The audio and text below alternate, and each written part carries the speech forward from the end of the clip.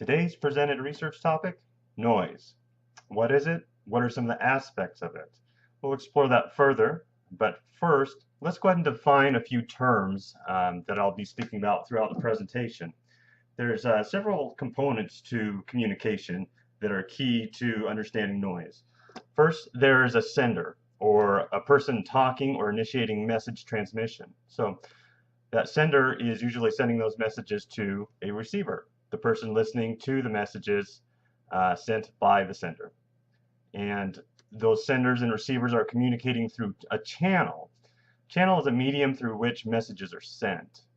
So, for instance, that could be physical speech, it could be written word, olfactory or smell, telephone, email, or in this case, combinations of channels. We're using auditory, vocal, gestural video, and video posts. So a lot of things can be combined.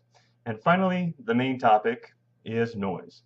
Noise is anything that disrupts the communication process. So let's address noise in a little bit more depth. First of all, let's address physical noise.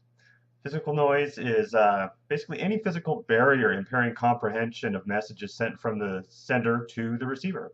An example of this, my poor eyesight. I have terrible eyesight. If I don't have my glasses in, I can't read. Everything is completely blurry, kind of like this. It would be very difficult to understand gestural cues, body language, adornments, those types of things, nonverbal communication, even lips moving. That physical restriction is definitely an impairment and would definitely be considered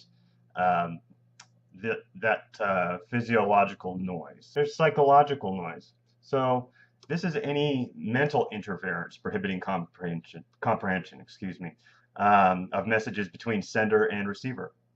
So what is psychological noise? Preconceived ideas, wandering thoughts, bias, prejudice, closed-mindedness, or even heightened states of emotion. These can interfere with comprehension of communication. Finally, there's semantic noise. Semantic noise is basically a difference in meaning systems between the sender and the receiver. So things like language or dialect differences, or using jargon or slang or overly complex terms, using terms that are abstract, that is also semantic noise. So, for example, what semantic noise may cause misunderstandings in this statement? I'm going to read you a statement and see if this makes sense to you. The act of reclamation in screen printing is the transubstantiation of the liquid emulsification process to disintegration of the solid photosensitive waste. What I was doing there is basically using a lot of technical jargon that only someone in the screen printing industry would know. Making it worse, I'm using a lot of big words.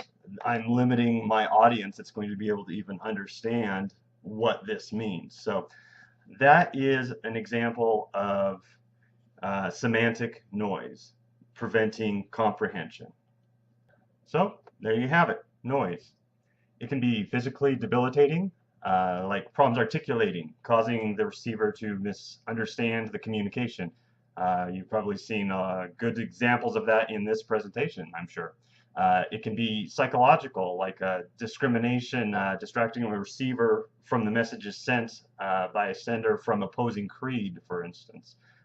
It can be semantic, like a receiver and sender having different meanings for the same concept. So mostly, noise is something that must be reduced in order to comprehend. Those channels need to be cleaned of noise as much as possible for the messages to get from the sender to the receiver, and for that receiver to be able to understand, evaluate, and respond back appropriately. Noise must be reduced. Thank you for your time, and have a great day.